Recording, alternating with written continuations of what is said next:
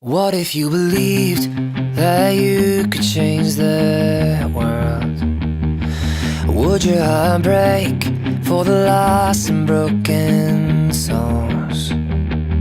What if you were meant for something more, and you are?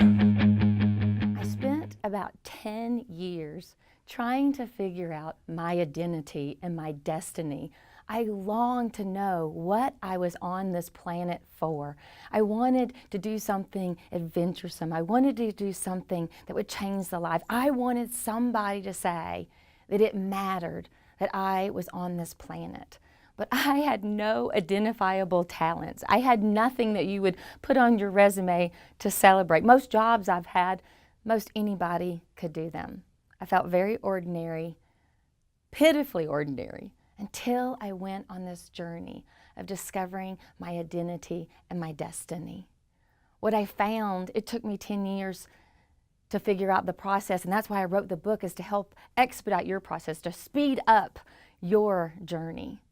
But what I learned is that I was put on this planet to be an encourager. My identity is not a job. I've had many jobs in my life, but what I finally figured out, it doesn't matter if I'm writing a book or if I'm writing a thank you card.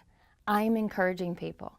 It doesn't matter if I'm doing a one-on-one coaching call or if I'm speaking to a crowd of 1,000 on a stage. I am your cheerleader. I am the one that's kicking you in the butt, telling you you can do it.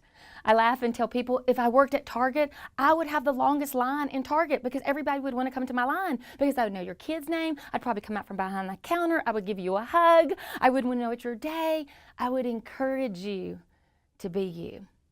And since I can't do that for everyone, the quickest thing I could think of was to write this book because I want you to know who you are and what you're supposed to be doing. You have a world-changing destiny. You have something to do that only you can do. And if you don't do it, it won't be done. Do you have the courage to be you?